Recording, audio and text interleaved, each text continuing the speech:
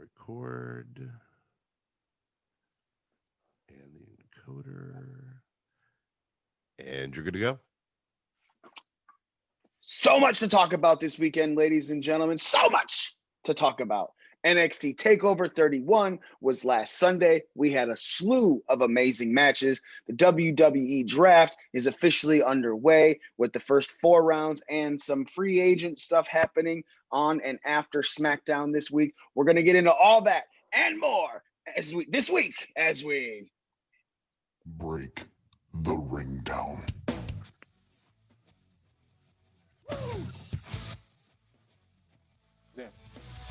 You don't know what hard times are, Daddy.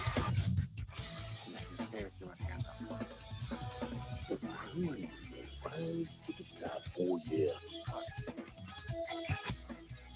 Austin 316 said I just whipped your ass. You just made the list.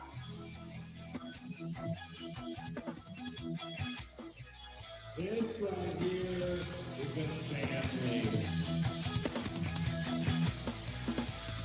Hey, this is professional wrestler and professional podcaster Colt Boom Boom Cabana. My name is Killer Cross. This is the Smoke Show, Scarlett Bordeaux. What's up, guys? The Machine, Brian Cage. This is Ryan from Pro Wrestling Tees. Sadly, you are not listening to the art of wrestling, but you made a decent choice because you're listening. You are now listening to... And you're listening to Breaking Down the Ring. Breaking Down the Ring. Breaking Down the Ring. Breaking Down the Ring. Breaking Down the Ring. Bring it down. Oh, it's true. It's damn true. Ladies and gentlemen, you are listening, you are watching, you are paying attention to the most inappropriate pro wrestling show in the motherfucking world. You're listening to Breaking Down the Ring, and we are your ring crew. Smitty. Koenig 19. And Shit Z Dog Fart. And me, the almighty one, Mikey himself. Shitsy dog fart, huh? All right. Hey, you know, Shotsky Blackheart. Shit Yeah, Z. Shitsy dog fart. I like it. I like it a lot. Nick, you're currently destroying all of our fantasy leagues. Mr. Koenig 19, you're destroying the NFL itself. I mean, God damn it, Nick. What are you doing over there? I just do what I do. Fair. So do what I do, baby. Since you just do what you do, I need you to spread some of that to the pro wrestling scorecards team, please. That would be fantastic. Why? Because it gives us the advantage. Fuck it. What We're getting beat so bad, we might as well cheat now. Wait. They can still fill out a scorecard if they have COVID. No, not if they're. But see, the way you had COVID, you were delusional, so you would have made shitty picks. See. All right, I'll allow that one. Yeah, that's true. I would have put me in a whole new sense of euphoria, and I would have done very well. We don't know. Speaking of that, pro wrestling scorecards are still killing us. For the first time in a very long time, actually no, just for the first time ever, pro wrestling scorecards is doing really well on scorecards. Normally they Jess do not. in particular. Jess is a fucking Rain Man right now. Definitely that winner. Definitely that winner. And their Oscar guy's a fucking ringer. I want to know what website Jesse is copying from because I would like to copy from the same website. Z, the 3-time ring crew champion. You know, we were talking about that actually last 2-time night. world champ, though. 2-time world champ. No one else here can say that. Yeah. So we were talking about that actually last night at work. I was talking about how Smitty sucks. Even though he has the most title reigns, right? He didn't hold it the entire 2019. He just got a couple of them this year. I'm 1 title reign behind him. And the only reason Z only has 3 is because the first year and a half he made his picks bullshit. None of them were real. It was, I'm gonna throw a ping pong ball, whatever cup it lands in. That's who I'm picking. Bowling. We did the Mr. Perfect vignettes, only that's how I made my pick. Right. So it's like, it's kind of a crazy thing that you only have 3 while Smitty has these many, but It's like Smitty was basically taking on the Down syndrome kid, and he was like, "Oh, I beat you." And again, I will say it. Unlike you fucks, I don't need a title. Right. First off, I am the title. Are you saying you are the Jake Roberts of VAR? No, because I actually won a title, a singles title. So that automatically makes me better than Jake Roberts. And no one has exploded in popularity by cutting a promo on him either. So, All right. really, if it wasn't for Jake Roberts, we wouldn't have Stone Cold Steve Austin. If it wasn't for Hulk Hogan, Jake Roberts would have been your fucking world champion. Again, that's fine. But do you have that's a lot Stone of Cold? people. Do you have Stone Cold Steve Austin if you don't have Jake Roberts? Because that promo was the thing that set off the most popular shirt, which skyrocketed Austin's popularity. Right, but it would have depended who his opponent was in the final if it wasn't Jake Roberts. If it was another like veteran guy that was older than Austin and like making a return or having like a red hot, run in the tournament, then yeah, you could have basically cut the same promo. You just take the couple little jabs he took about his sobriety out of that and just do the same promo. Yeah, not saying he would have. I mean, that was off the cuff, so maybe it doesn't generate the same in the brain. It doesn't come out the same way. It doesn't get as big. But I mean, it's hard to answer. You know what I mean?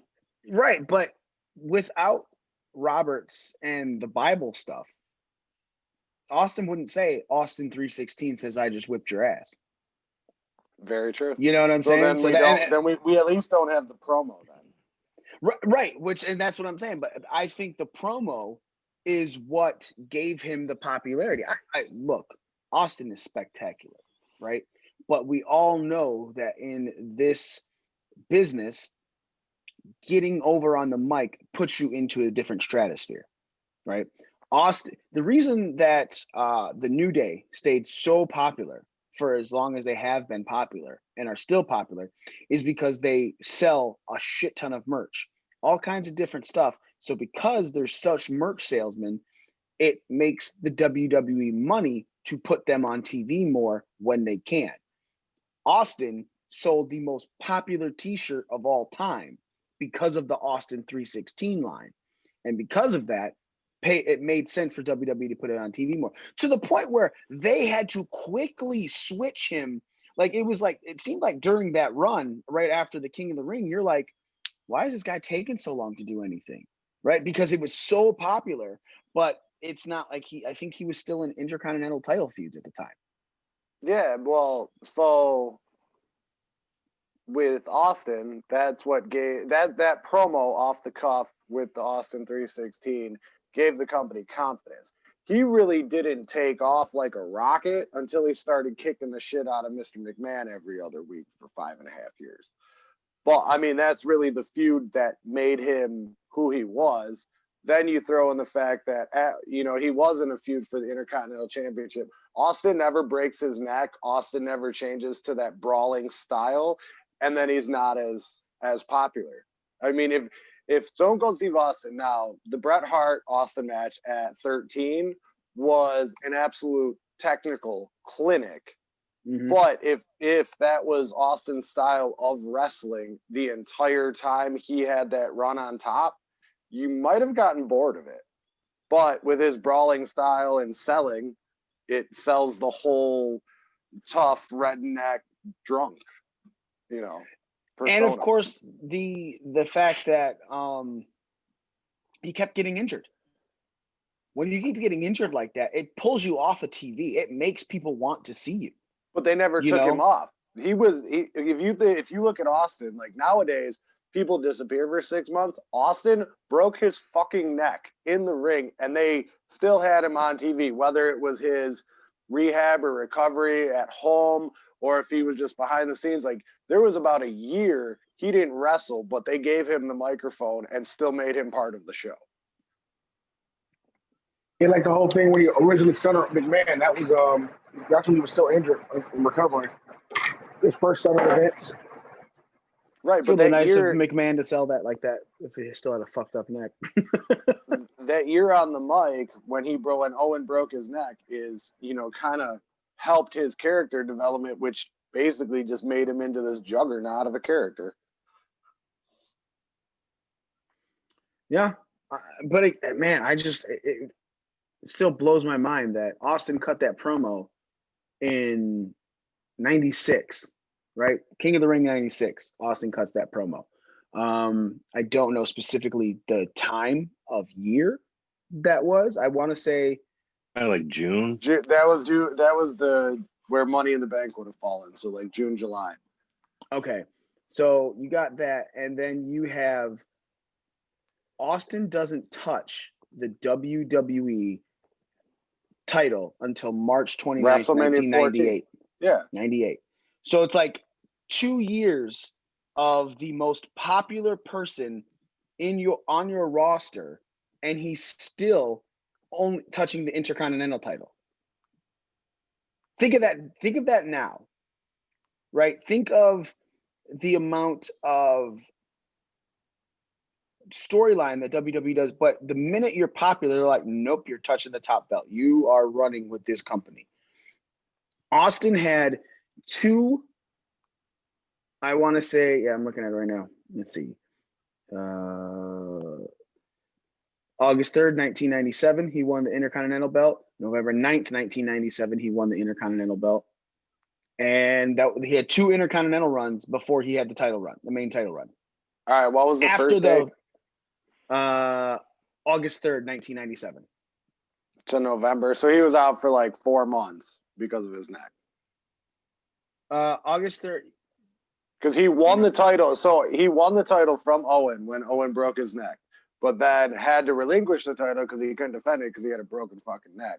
And when he came back in November, he won it back from Owen and then started his feud with The Rock. That's when they started throwing it off of bridges and shit.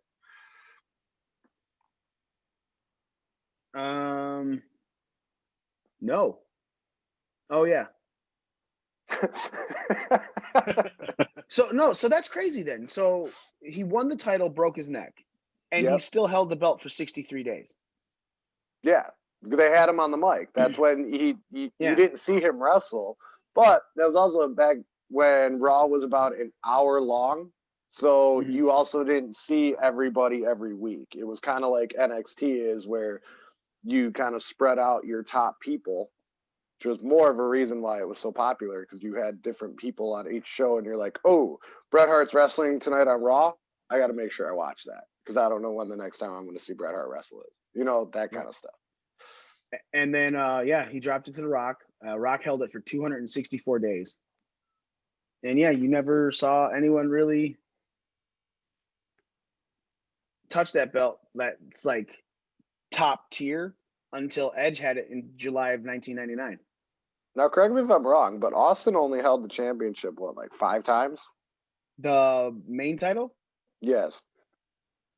I believe you're right with that. Right. So fuck you guys in my 3 times only winning the BDR championship. I'm still the most popular motherfucker here. Did Kurt Angle win the title in '99? The IC title in '99 as well? No. Huh? No. Because I know he was an Inter-Euro champion. It was not then. It was in 2000. Okay. Did he just call it an intramural champion and not? No, Inter-Euro. Oh, okay. Yeah, Kurt Angle originally touched that belt February 27th, 2000. Is when he had the Intercontinental belt. And then he lost it to Crispin?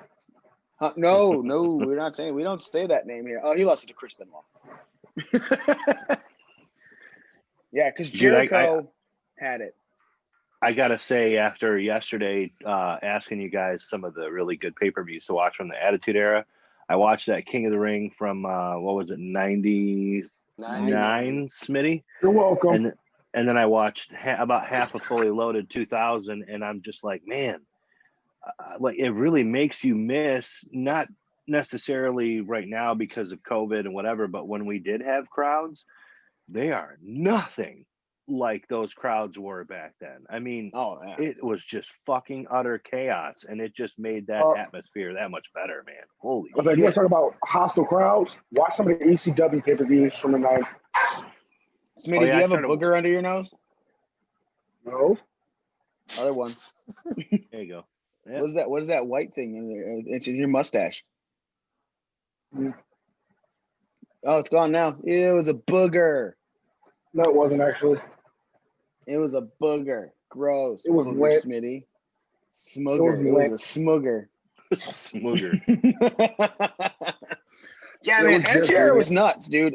There was a lot of crazy shit that happened in the Attitude Era, but I agree. I think the way the fans was, while way more energetic and everything, it was also way more annoying. I mean, fuck, dude. Everyone and their fucking mother had a sign. Yeah. Imagine trying to watch a live show during the Attitude Era. I don't even think I went to a show during the Attitude Era. May have. I did, and I did, and I had like 6 signs because I had to have one for my favorite wrestler. So each fucking match you're putting up a sign. I was at Joe Lewis when Austin came in on the Zamboni. Thanks for cutting him off there, Smitty. It's all good. You're welcome. You're welcome. Yeah, but anyway, so I mean, people didn't just go with one sign. They were there was multiple signs, and they were front and back, and everybody had one. Yeah. It looked like the video game with the crowds they have holding up the signs, and they're all like on top of each other. That's how the video games looked. Yeah, like it never really did anything. It was just about a third of an inch each way. Like, I'm really shaking my sign right now. But yeah, man, I mean, that's what I think that's the real problem right now is. So if you look at that, Austin drops the pipe bomb of promos, one of the most popular promos in the middle of 1996. He didn't touch the main title until WrestleMania 1998. And he had 2 Intercontinental runs. Now, granted, that neck injury was in the middle of there. But again, that neck injury was like a year later. It was like 97 that he took the IC title belt, right?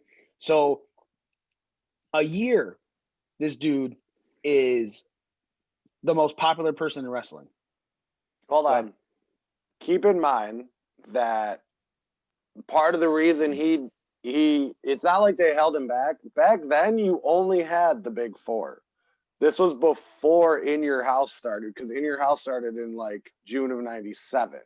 So that's when they did like monthly pay-per-views.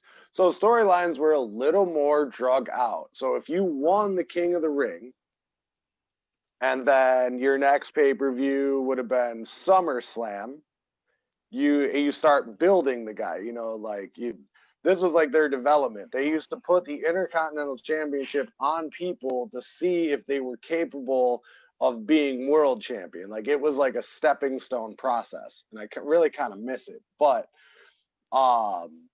yeah, so they had longer storylines because, again, Raw was an hour, and you only had 4 major pay-per-views. I think King of the Ring was the 5th.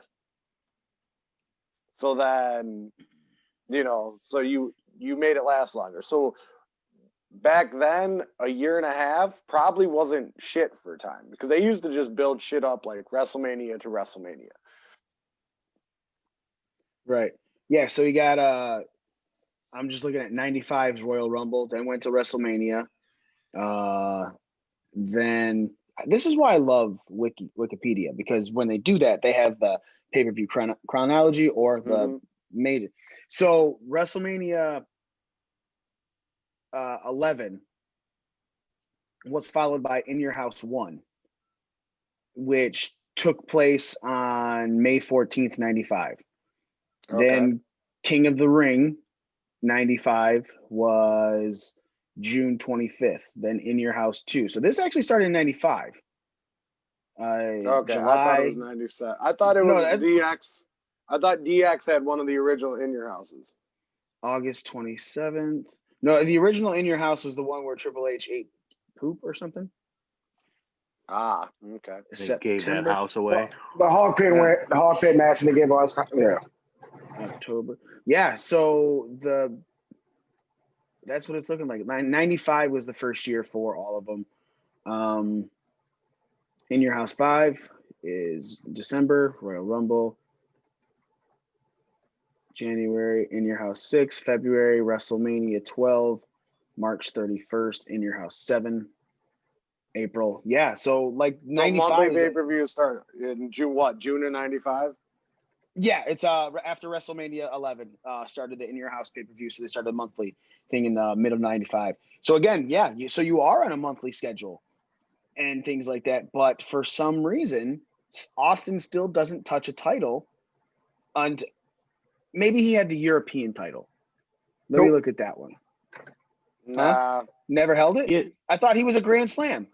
no, I think he either got so he either got the Grand Slam title after they retired that belt, or I don't think he ever won it, because the first one was Shawn. Nope. Then it was That's not Davey. Bulldog. What's that? I was wondering if it was Davey or I thought it was Davey before No, Shawn. Shawn was the first one to win it, making him a Grand Slam, and then Davey Boy took it off of him. And they kind of feuded for it for a minute. And then D'Lo held it for a while. If Austin I think D'Lo held it more than anybody.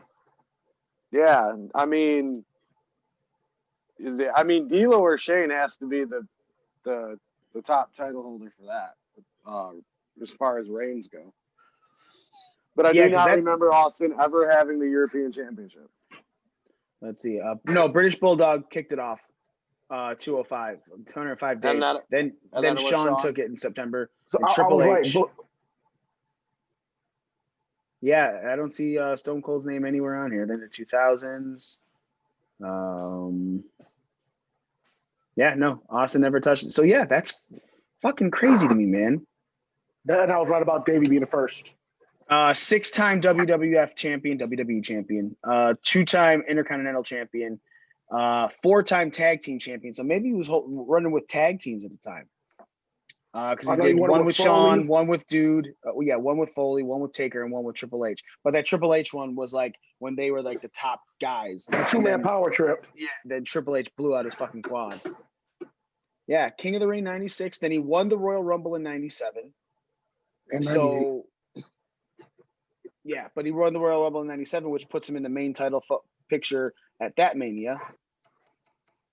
And then doesn't win it, does Intercontinental stuff. Wins it again 98, does win the title. They say that he's the 5th Triple Crown champion. I guess, yeah, because at the time it was Intercontinental, main Intercontinental and tag. Yep. Yeah. Yeah, dude, that's crazy. But that's what I'm saying. So like you go into all these things, the history of it. Even still, while he was in the picture, he lost. Right. And that's what we've always been saying. Like, you make these people seem invincible and people get sick of them. You have to make it seem like somebody can lose or somebody will lose. Otherwise, what's the purpose of giving a fuck about your favorite person that you're running with? Right. That was the reason everyone started hating Cena, because Cena started winning all the time. And a lot of you say it was the backstage politics of Cena. But at the same time, the New Day had the longest tag title reign. Right.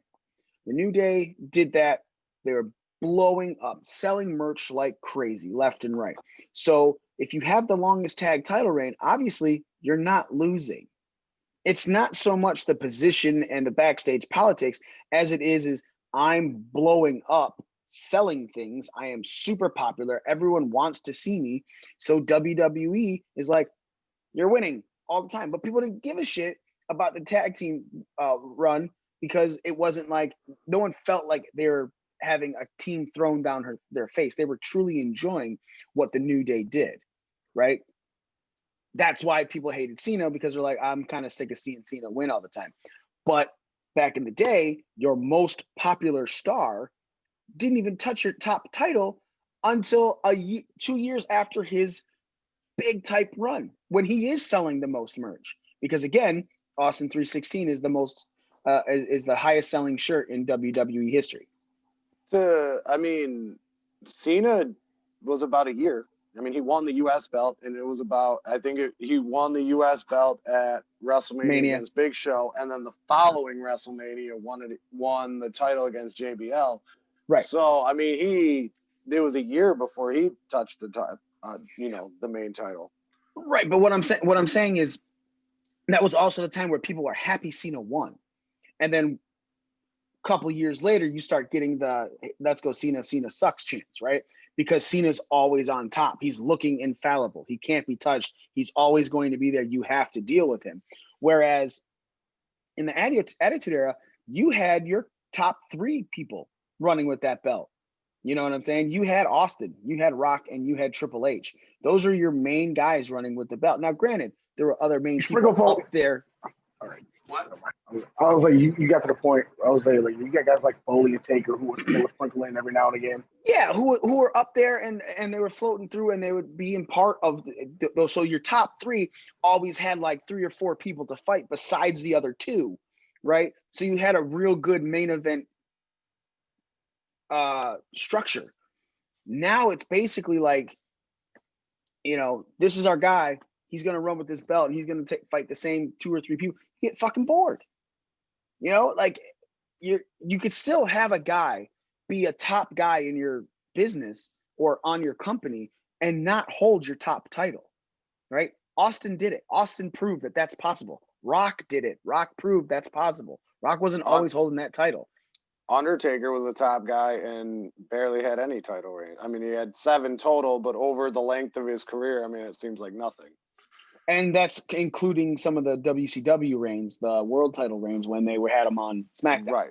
You know what I'm saying? It's not even like he was holding the top belt when it was just the single belt to be on the top form of it. Yeah, when it was just the winged eagle, he only held it 1 time. Yeah, which is crazy to think of because Undertaker is such a known. I mean, it's just that's him. You think top but gimmicks. Back then, though. Sorry to cut you off. I was gonna say, but back then, though, you had longer title reigns. Like what the problem was, like at the end of the Attitude Era and the beginning of Ruthless Aggression, the title changed hands so much. It was like every other month it would change hands.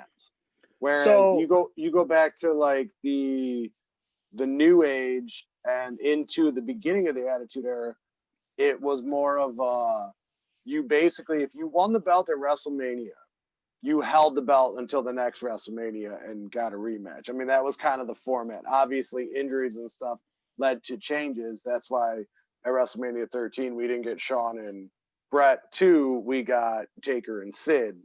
But, whatever.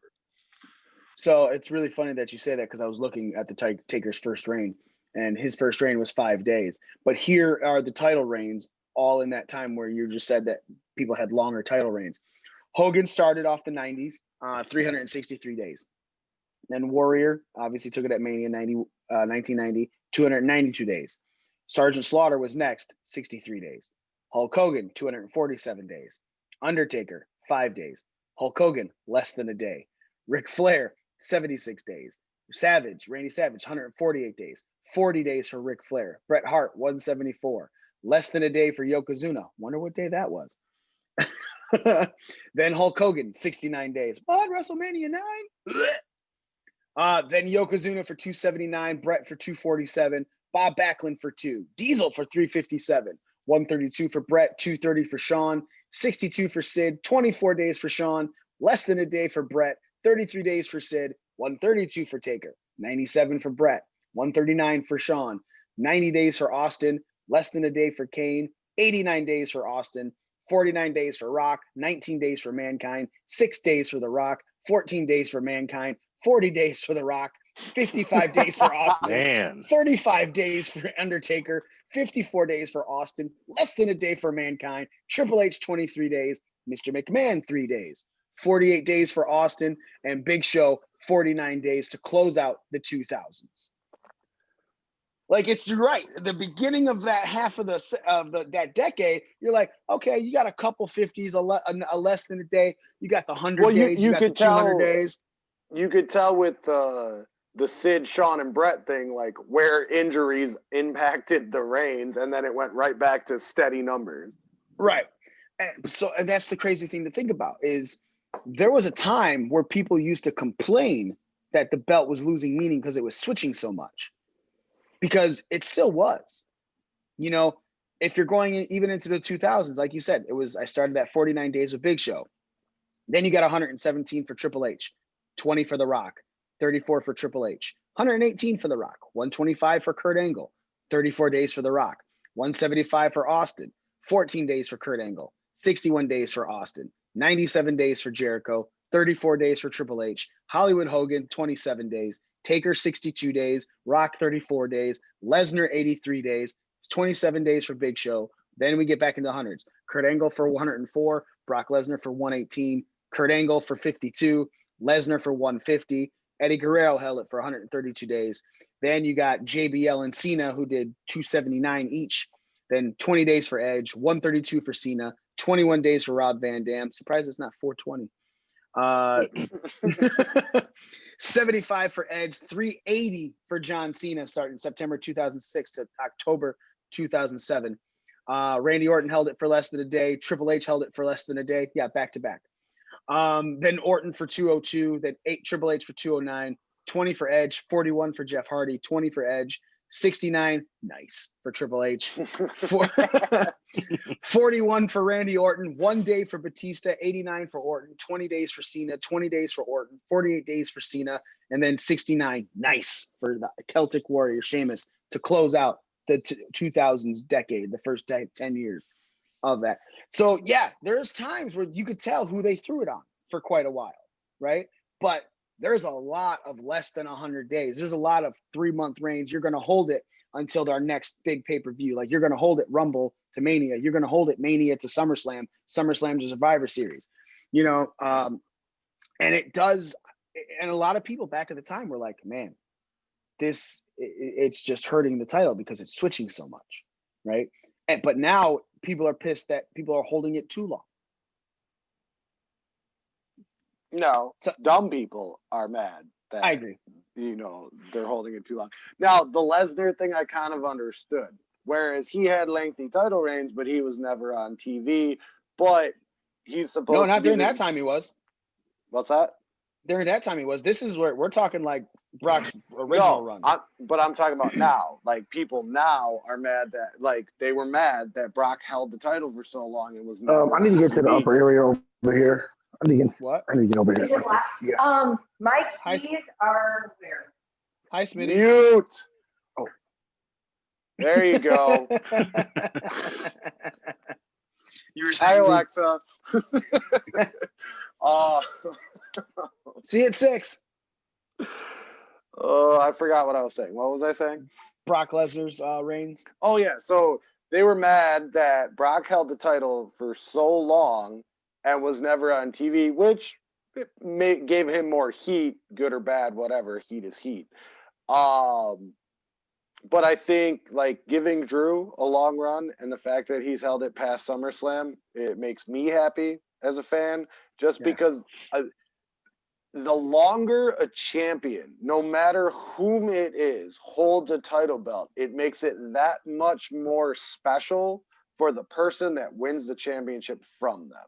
So if you want to, give your title some meaning, just have somebody hold it for a while and then have, do your face or heel, whatever.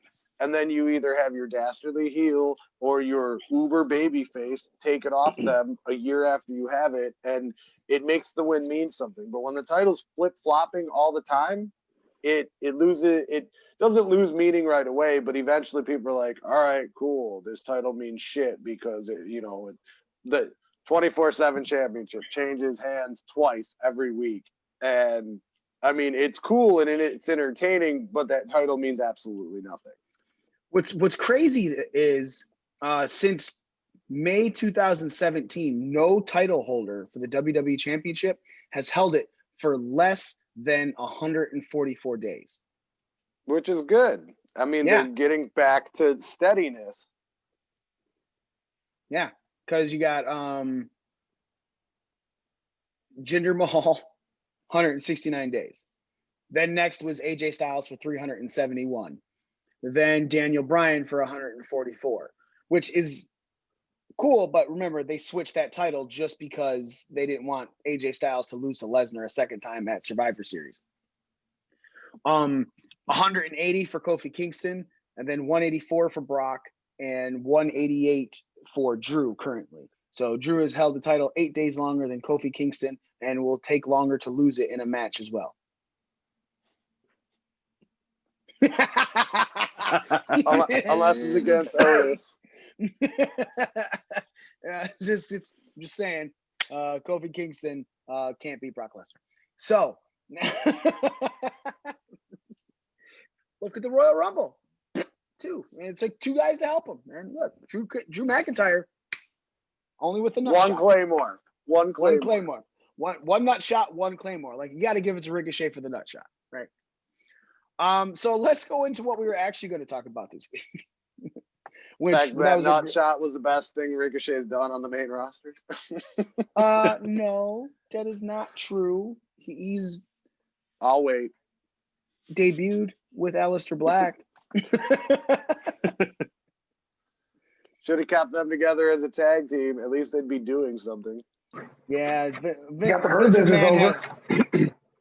McMahon has a real problem with put a couple blacks together. Yeah, I don't want to even go into WWE tag teams right now. It's a good segue.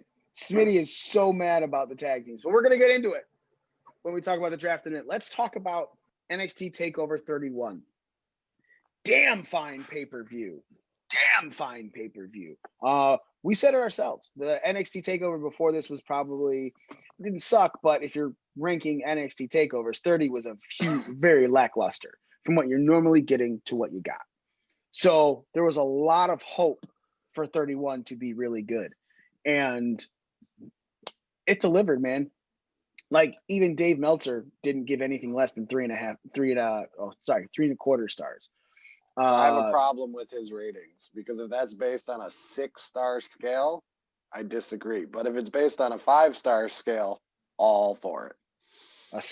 Is he doing 6 stars now?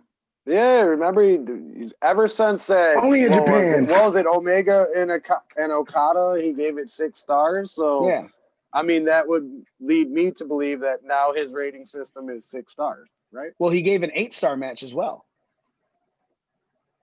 Okay. So he breaks 5 when it comes to Japan. Got it. I got it. It's Steiner math. It's not supposed to. Yeah, exactly. So I think it's still on a 5-star scale, allegedly. So it takes a lot for someone to blow the scale, which blows my mind because, or you're just the top of the scale. So he gave the Damian Priest, Johnny Gargano North American title match 3.75 stars. Kushida, Velvet Dream of Teens, 3.25 stars. Santos Escobar and Swerve Scott match for the NXT Cruiserweight Championship, 3.75 stars. Io Shirai and Candice LeRae for the NXT Women's Championship was 3.75 stars. And Finn Balor, Kyle O'Reilly was 4.5 stars. So let's kick this off. Let's talk Damian Priest, Johnny Gargano. First off, with these pro wrestling scorecards, no one on our team or pro wrestling scorecards team thought the North American title would kick it off. But they sure should have announced it right as the kickoff show was going on. And we all sat there going, well, lost points there. Right off the bat. And wherever you put the North American title, you already knew you lost 6 points just for that one right there. Priest, Gargano, they went at it. Damian Priest came out on top. Nick, we're going to start with you because you didn't talk too much last time. We were talking about stuff. And how did you feel about the way this pay-per-view kicked off? It was a good way to kick it off. I'm becoming more of a Damian Priest man. Priest fan. You mean, I think it would be you would be an altar boy. That's his new shirt. I'm an altar boy. I'm becoming more of a Damian Priest altar boy every match he has.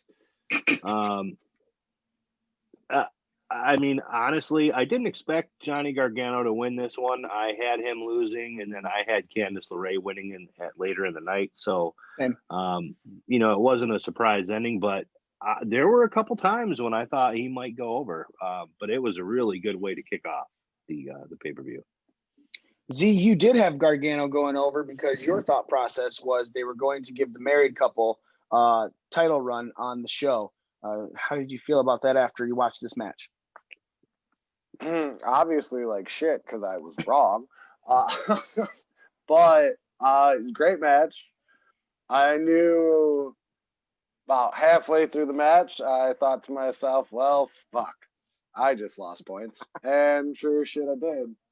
I like the way they're building Priest right now. I mean, when I filled out my scorecard and picked Gargano, it was more so like I had a storyline narrative in my head that I thought they were going to pull the trigger on, and they did not. But the way they're building Priest right now, I mean, it's hard not to like him. I don't necessarily like the part of his gimmick where he's all like, you know, party all the time kind of shit. But as far as in-ring performance and even like the psychology he uses in the ring and the story he tells in the ring, I mean, it's hard not to like him. Smitty, what are your thoughts on the match? I knew Gargano was going to have a good showing for sure. Did I expect him to open? Hell no, but basically, like you said, we all were like, shit, that was points out the window. From what I understand, backstage, they're really high on Priest when they put the title on. So I figured when I make the pick, they're going to run with Priest for the main card for a minute, and eventually he'll be an NXT champion as well. So that's where my thought process went. Unless he gets called up and then ruined. So I guess now the question I'll ask again is, what did you think about the match? I don't give a shit about your thought process. I just want to know what you think about the match. Does anyone got a bell? He does in the kitchen. Ding it, bitch. As I was saying, I'm talking. Okay, calm down, Smamala. The match is really good. Like I said, once again, I expected a really good match out of Gargano. Gargano have a good showing, which he always does. Johnny Takeover. Priest, I've been a fan of him before he was Damian Priest. So I felt like it was going to be like an ROH. It felt like an ROH match to a certain degree, which a lot of Takeover matches end up feeling like at times. So, and I really enjoyed it. Why would you say ROH match? Why can't NXT have their own type of matches? Like NXT is still kind of a baby promotion compared to everything else I've been watching for over years. So I get a certain feels from certain matches.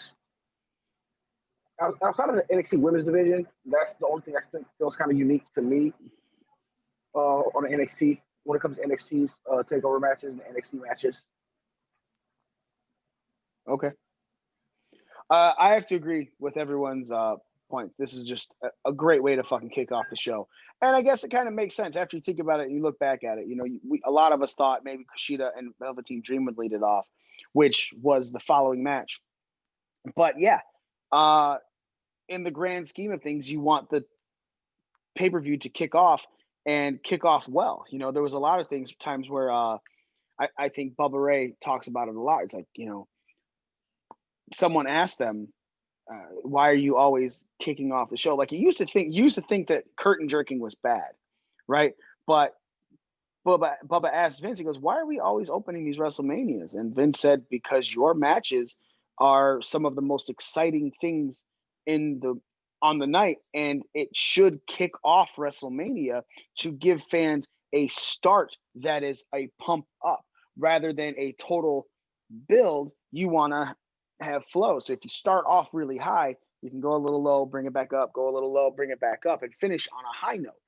And therefore, when I heard all that, I was like, man, curtain jerking isn't a bad thing at all. That second match is the problem, Chris Jericho, Kevin Owens. So I was just about to say. That's more the match that is like, okay, we're going to put you second because we have the match to kick it off. We can take a lull now. So speaking of lulls, Kushida, Velveteen Dream, Doc Brown versus Marty McFly, which you had to give it to Dream, right? No matter like an underage boy looking for a hookup in the wrestling industry, you had to give it to Dream for what he did. So The views and opinions expressed by Breaking Down the Ring. Wait, despite the fact Patrick Clark is a piece of shit, but the Velveteen Dream is an excellent character. No. I think the Velveteen Dream is just Patrick Clark. I think that's just him. Just turned up to 11 or down to Dream. 11 or maybe hit on by 11. I don't really know. Turned up to a 13-year-old. No, that's Austin Theory. Oh, that's right. Turned up to a 16-year-old. Right. Yeah, sorry. Austin Theory. The theory is you go younger, it's better. That's wrong. Not a good theory.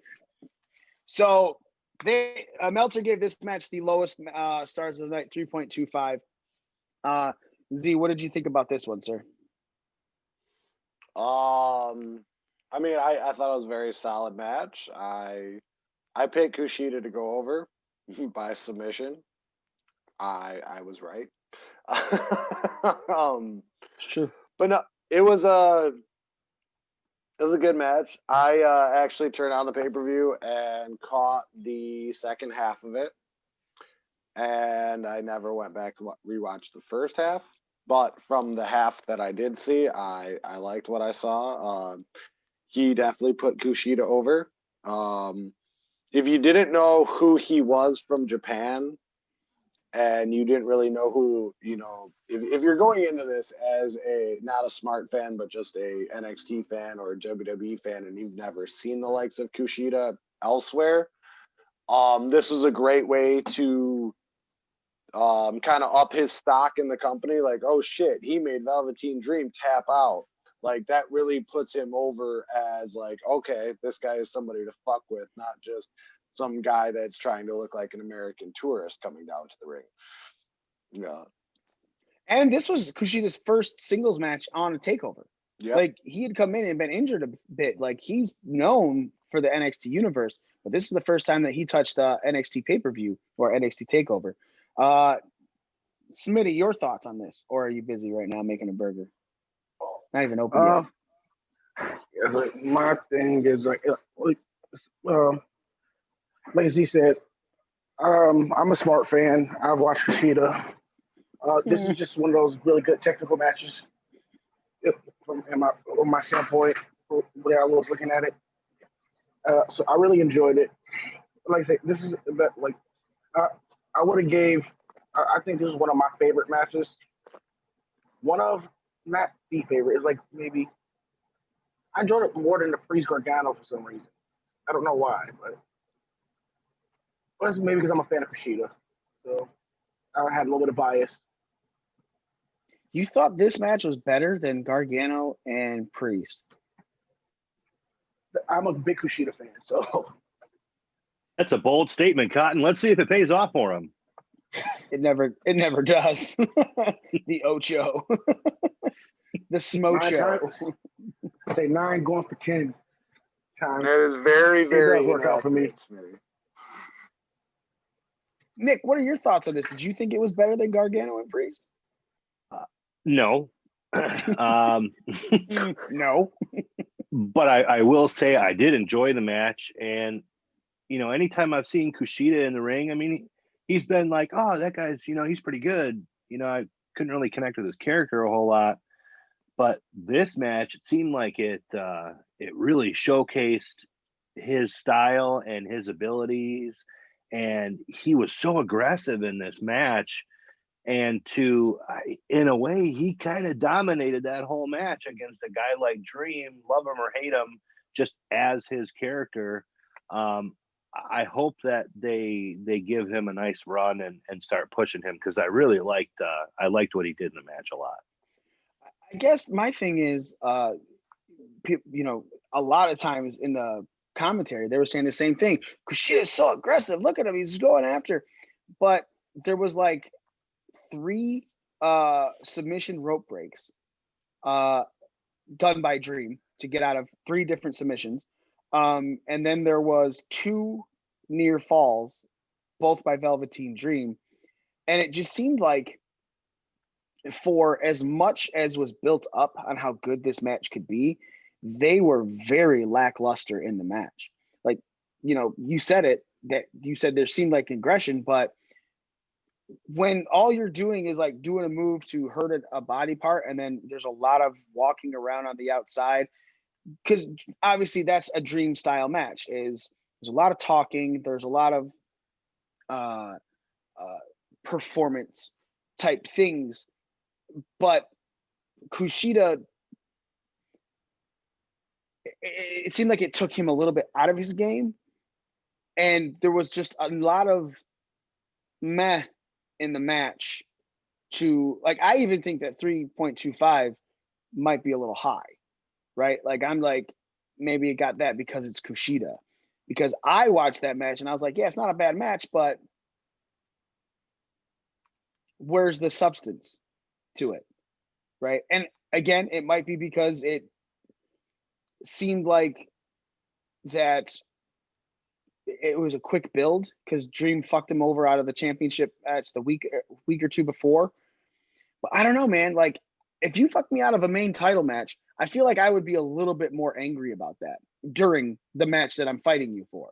And it just seemed like there was a lot of, I'll fuck you up at this little spot right here, and I'll go for a submission, but then I'm going to walk around and not really, go above and beyond for this. Like, sure, I'm aggressive when I'm doing something, but I don't know. I guess maybe the match could have been too short for me, or I was kind of turned off by this match. And I don't even think it's because I'm a Velveteen Dream, because I hate Velveteen Dream. It sounds like your expectations were just too high, and it just didn't live up to what you were expecting from these two talents. I feel like, I mean, it was a solid match. It just wasn't anything exciting. There's too many lulls inside of it for me, is what it is. There's just too many spaces. There was not enough up here. There was too much down here. Smitty, what were you about to say? Does your hate for Velveteen Dream have something to do with this as well? No, because like I said, the majority of, I know that a Velveteen Dream match is going to have spaces of performance in it. I get it. But when I feel like the match stays down here more rather than having the action up here, you're kind of killing it. Mainly because of the storyline being told for this match was supposed to be Kushida's pissed.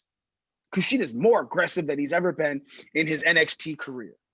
And then there's so many lulls in the match that you're like, well, where's that aggression? Where's that I'm pissed off? Personally, for me. So I can't, I'm going to look at the timing for the match right now, because I wasn't sure. We have specifically, that match went, it was the shortest match on the card, which it still went 13 minutes even. Because Gargano and Priest went almost 20, and then you had 15 minutes for the next match, which is the NXT Cruiserweight Championship. Yes, yeah. Maybe it just seems like it could have been longer and with less lull. I don't know. So speaking of the next match, Santos Escobar defeating Isaiah Swerve Scott to retain the NXT Cruiserweight Championship. Smitty, we're going to have you kick this one off as you're cutting lettuce. Actually, I was cutting lettuce, but so this was what I had all high expectations for this one, and I felt like this was probably my second favorite match on the card, because they did what they did the damn thing. Sure. A little bit disappointed that Swerve didn't go over, because I feel like he's kind of due for something at this point. And I like Pablo Escobar. So this match was really good. I enjoyed it. Nick, how do you feel? I really enjoyed the match too. I was like Smitty, a little disappointed that Isaiah Swerve Scott didn't go over, because I had him on my card. But I do a ton of cocaine, so anytime an Escobar goes over, I'm all about it too. So I really, I do, and I like. But the thing is, I like. God, I like it. I can't even think of their fucking name. The group that Escobar is in. I like that little faction that they have going on. I enjoy that, and Swerve Scott, he's got a lot of talent. I wasn't really a big fan of him when he first came into NXT. Didn't really know a lot about him, but again, like Damian Priest, the more and more I see him, the more and more I'm like, damn, this guy can fucking go. I think he's got a really bright future. Z. I agree with Nick on the bright future part, but at the same time, like, I hate that in that match he threw everything, including the kitchen sink, at Santos Escobar and still couldn't pick up the win, because ultimately it's like, all right, this guy does have a lot of talent, but this is the title he's going for. Unless they're going to give him like a North American run, right now this would be his top title. And he did everything in his power and still couldn't pull off the win. So, and I mean, this is, I believe that was their third or fourth match where he's lost by like, you know, mere inches in, you know. No, he won the other 2 times. Okay. So he won the other 2 times. So in this match, he threw everything but the kitchen sink and couldn't pull it off. Right. So I don't know, that just, to me, that always makes the character look weak in a sense, even though he did get over, but like with his work rate and stuff like that. It's just, I hate when they do that. Like, at the very least, like, have the guy lose it and use the steel chair and get disqualified. So it doesn't so it doesn't exactly get the loss, and you can, you know, progress storyline. So Z, but how else do you build a major heel in the division outside of having them beat that babyface? Sometimes, like, I think there's nothing wrong with having heels go over clean at every from here and there. He didn't go over clean though. Right. Like, my whole point is, the point I was trying to get at was, like, you just said how making a title feel special. You want that heel to lose. I think we all wanted Swerve to win, did we not? No, I picked Santos to win. Yeah, you're still trailing me and Nick. That's fine. So I held the title in 2019.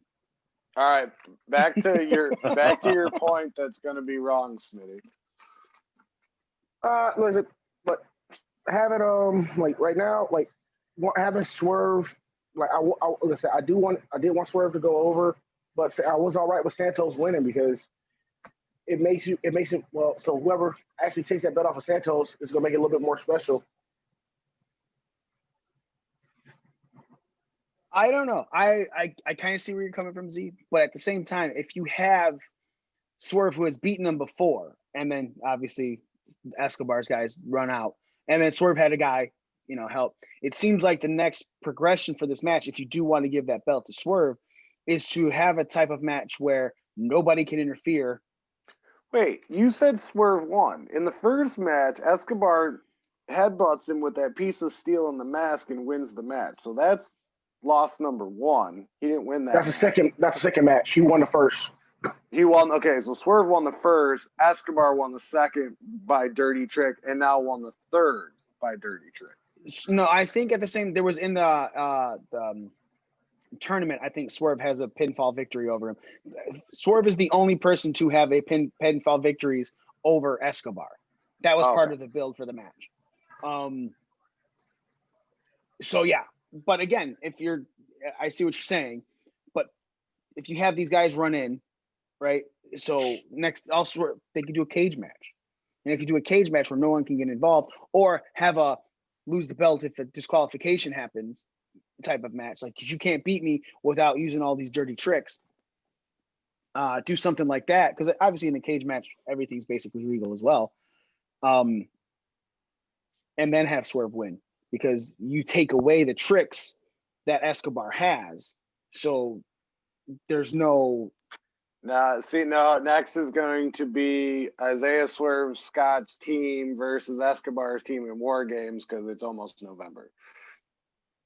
They're not doing no War Games this year.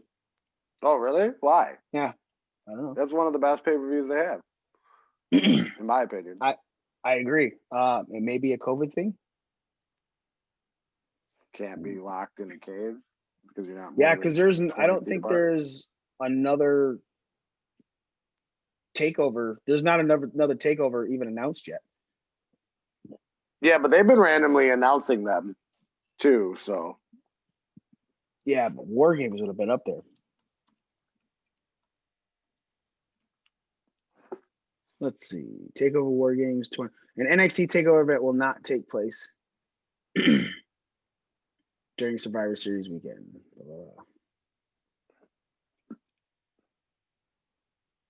Okay, so maybe there's another one later. It just won't be Survivor Series weekend. Right. Ooh. And that was, well, no. So this was a article in early September, and then we got the Takeover 31. So I don't know. Ooh, we'll see. Next match. Io Shirai defending against Candice LeRae. A lot of people thought Io Shirai was going to drop this one, whether it be for the storyline or not. It's like Io Shirai's been running with this belt. She's been one of the people holding the title for a very long time. So, Nick, tell me, how much did you love the Poisonous Pixie? I loved it. NXT TakeOver women's matches always seem to exceed my expectations, and that's saying a lot because I usually expect a really good match.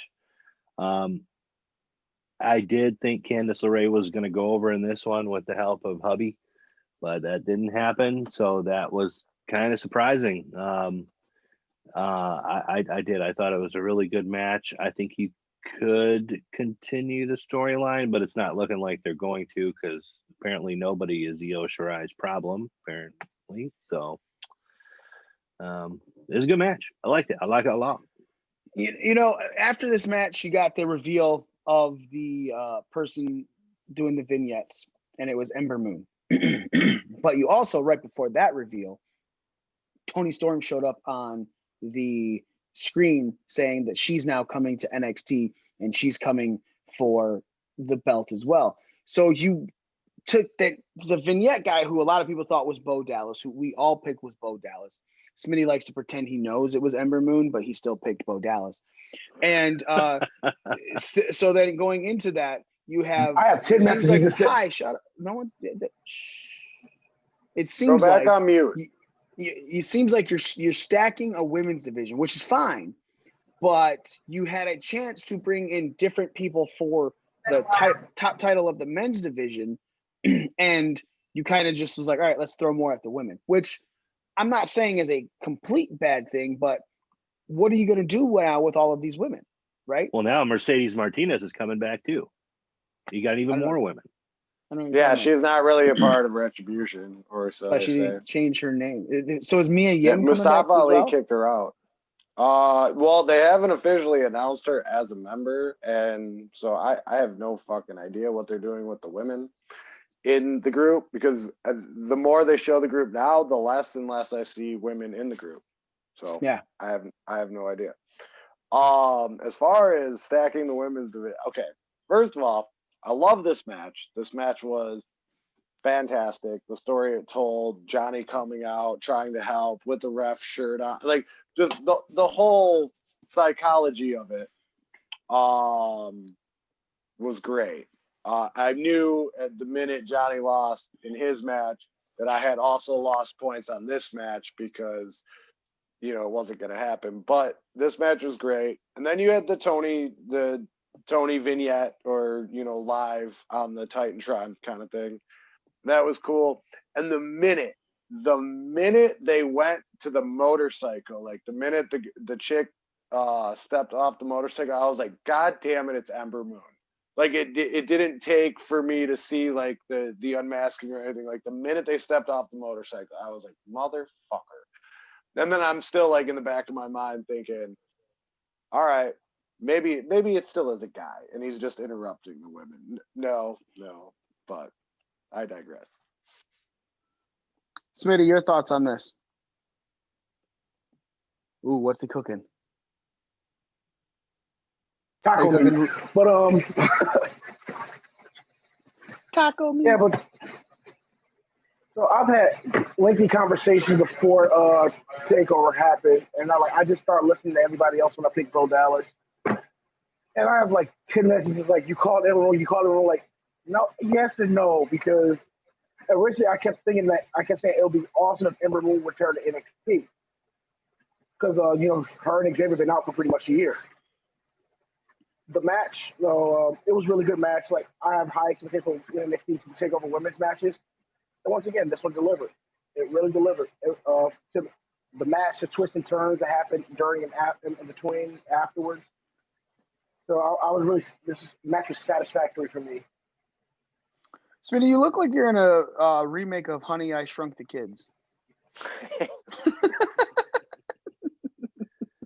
Gonna go make best friends with an ant? You ever seen the movie Ants? The cartoon? What?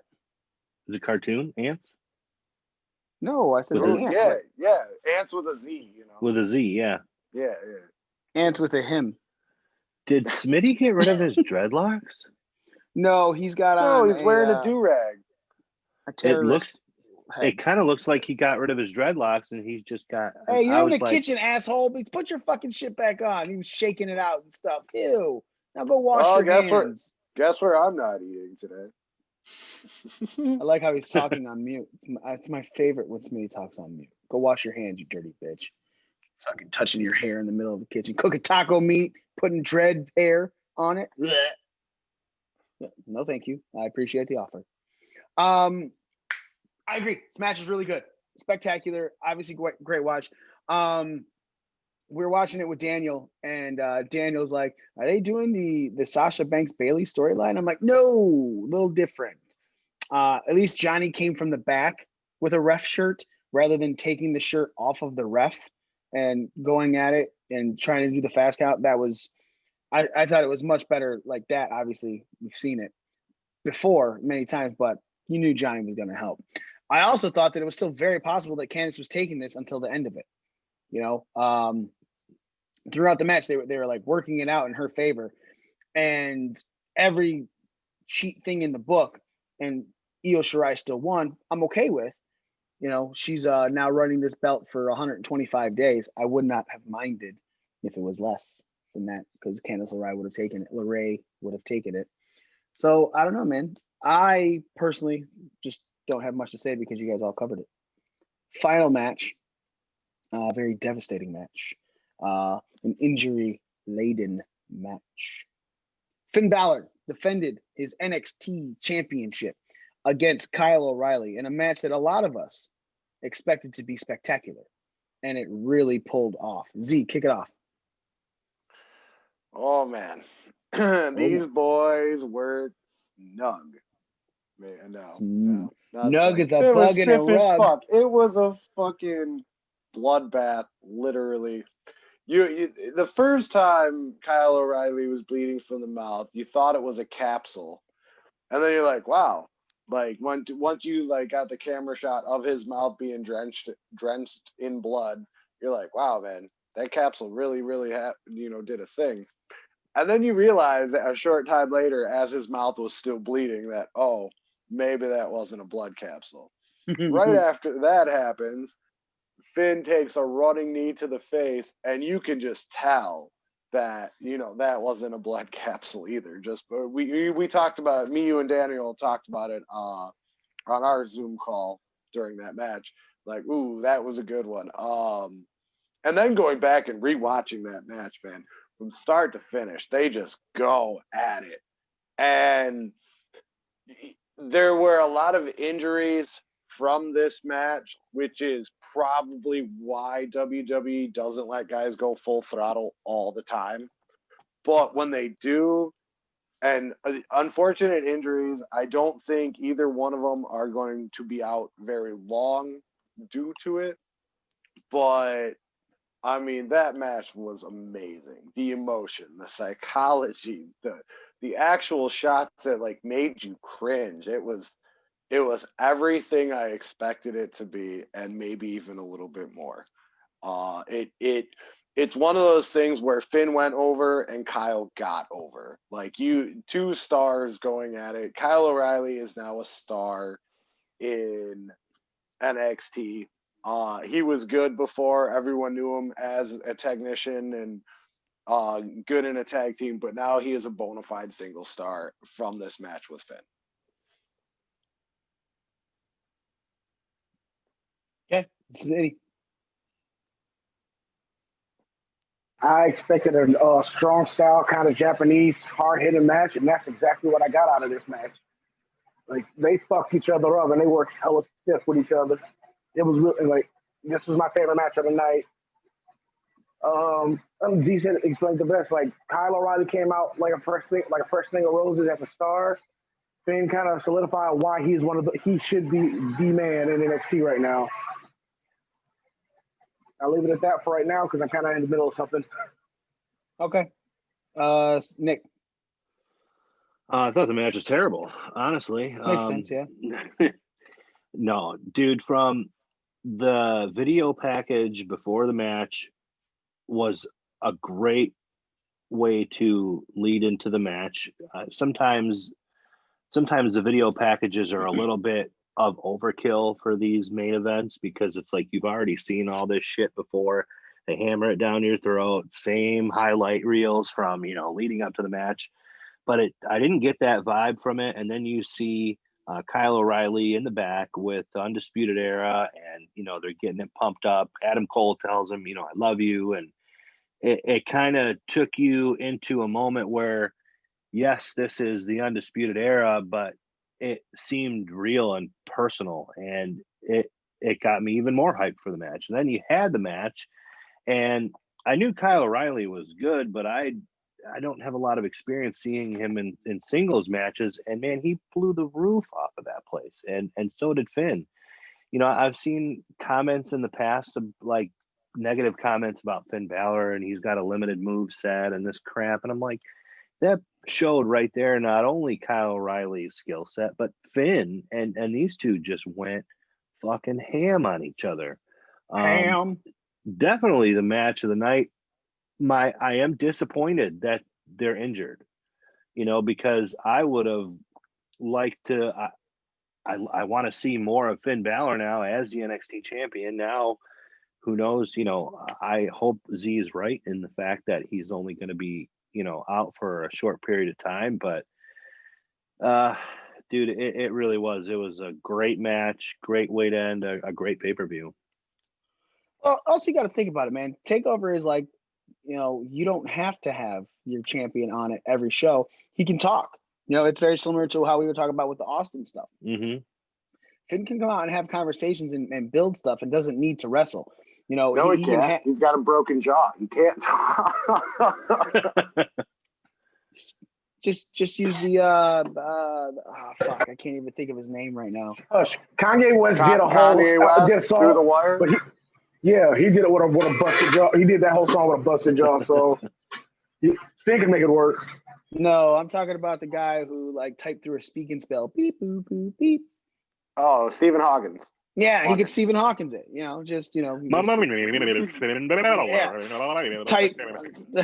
Type into Siri, and Siri's like, "Hello, I'm an Australian woman," and I'm like, "No, that's not how Finn sounds at all." But yeah, but he doesn't need to wrestle. So this whole he might be not cleared for a month or two. Cool. They probably weren't going to have another takeover till December anyway. So, it's not like it's inhibiting him to do this. All he has to do is defend his title. But yes, this match was spectacular. That fucking last shot that he did take to the jaw is what broke his jaw when Kyle O'Reilly's knee just went. Just watching that, we were all like, oh, because we just saw it. And then of course Finn's bleeding out. What was crazy to me about this though, the ref didn't put gloves on at all. Oh, I remember talking about this. Never once. There's both guys are bleeding, and the ref is just like, "Here's my hands, COVID, nothing." Well, hold on. That's kind of how you know it was real blood, though, because normally if they do the capsule, the gloves are on before they even start bleeding. If you pay attention to that kind of thing, but with this, I don't think the ref was prepared because there wasn't supposed to be blood. I think you have to be prepared for blood, even if there's not supposed to be blood. Well, I mean, the average person, yes. This ref came unprepared. He should be fired. He is under average. Replace him with Johnny Gargano. Johnny Gargano for ref. 2020. I can dig it. Yes, you can. Hey, Smitty, how's your grilling going over there? You guys got customers? Bitch, and make me a sandwich. No customers, and Smitty's cooking. Shouldn't wonder why. Hi, Alexa. Oh, prep work. Whatever, man. So NXT TakeOver. We were hoping for. We all wanted a 10. Z, what do you rate it? Overall, I'd have to give it like 8.5, 9. All right, Nick. Yeah, I'd say 8.5 for sure. All right, Smitty. Like you knew it was coming to him. 9. Actually, 8.5. All right. I give it an 8. Really good. Really good.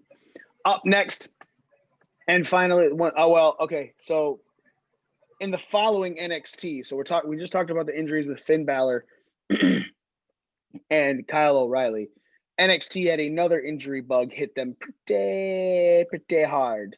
In Rich Holland. Z, you were watching this live, and you were like, "Holy fuck, he died! He blew his knee out on live television." What the shit? So talk about as you were watching it, what you were thinking. All right, so watching the match, and what happens is, standard spot. Holland standing outside of the ring. He's about to catch Lorcan, who's about to do a over-the-top dive, and he catches him. And when he catches him, he kind of stumbles back, and then, no pun intended here, his leg makes like a Z as he's falling, and you hear him this wasn't acting. This was like a blood-curdling scream. And if this was acting, he's really fucking good. And I've seen him before. He's not that good of an actor. And then you see, so Lorcan's on top of him, and then you just see, I think there was like 5 refs that are trying to break it up, and it's like the earpiece. It's like whoever was in their earpiece was like, "Get Orkin off him," and they literally all just jump on him like a pack of hyenas and get him back, whisper something in his ear. He kind of goes back into the ring to check on Danny Burch, and the whole time Holland's on the ground just screaming in pain. Now, it happened live, and I did not think they were going to replay it because it wasn't supposed to happen. But sure shit, 10 minutes later, they went to it. They slowed it down. You kind of see everything happen, and his ankle bends one way and his knee goes another. And then you see him on the stretcher, and I was like, man, this is like really overdone. But then I found out that they had to pop his knee back into place right there, hence the compression strap that he had on his leg, and he was on the stretcher. So he's fucked up for a while. You probably won't see him for at least a year, which sucks because they were putting the rocket to his back. Mm-hmm. Yeah, you ended up, I read that it was, he blew his ankle, he blew his knee, there's some tendon in his knee, like he's got it was a laundry MCL, list. Yeah, MCL knee, and he fractured his ankle in like 3 spots. So I wouldn't be surprised if he like doesn't even wrestle the same way he wrestled before, because breaking your ankle in 3 spots is pretty fucking significant for your future endeavors. Are you watching it right now? Yeah, I watched it, and I have it paused like right when he caught him and he's stumbling back, and you can see the bulge of muscles popping in his leg, right his knee area. Oh, it's so bad. I don't know if I can show. I probably can't. Let's see. Do you remember the NCAA tournament a few years back when Louisville was in the final? And the kid blows out his knee. You know what I'm talking about? Okay. Yeah. That's what this reminded me of. I was gonna say, kind of remind. Ooh. Like you see how thick that right above, like Yeah, but I was say, looking at that, it kind of reminded me a little bit like the way the way the leg was bent was a Sid Vicious leg break, and like this way his leg was looking, I'm like, ow. It did look painful. Yeah, I don't like. Let's see, wrestlers are tough individuals, but damn. Yeah, and from watching that though, like it doesn't look like anybody did anything wrong in order to cause the injury. It just looked like one of those unfortunate events where when you catch a guy, you just happen to be in the wrong place and something pops. I mean, it just that's life sometimes. Mm-hmm. Yeah, I mean, yeah, because let's see, I'm gonna play it with sound. See how you can hear this.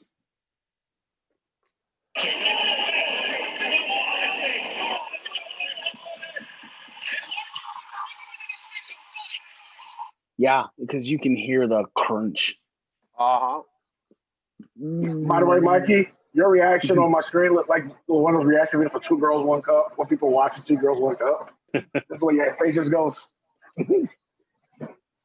Yeah, it's not good. Not good at all. I don't like it. I don't even like Two Girls, One Cup. Not one of my favorite videos of all time. Reaction videos are great. It looked like one of those reaction videos from Two Girls, One Cup. Ow. Oh God! Stop. You're the cup. You piece of shit. I guess that makes you the girl, huh? The what? I guess that makes you two of the girls. Eat me, bitch. So you saying you want a dude's tongue all up on you? Okay, make sure. You fucking gay. Smith is gay. It's all fine to my dick. No, it is. It is 100%. It still made you gay.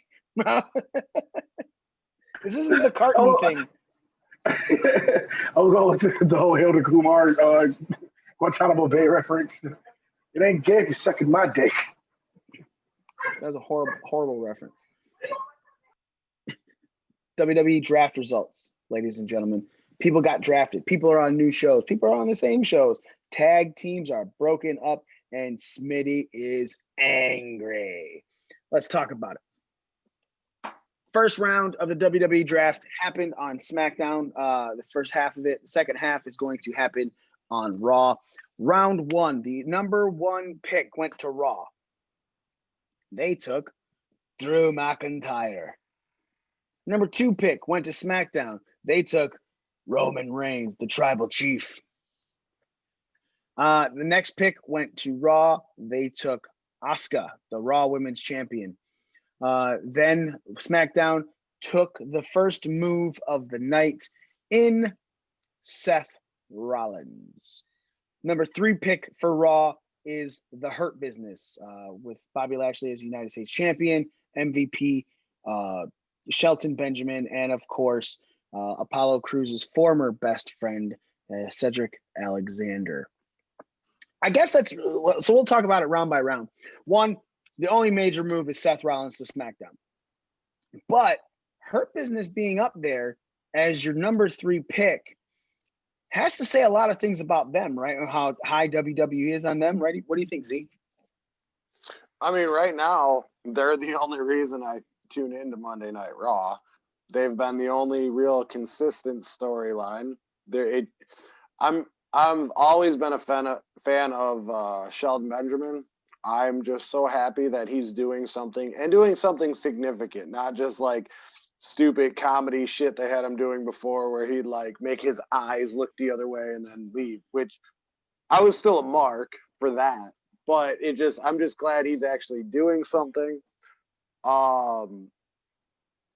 a lot of the focus has been on the Hurt business, especially with the retribution angle and all that, and they're really over with the current.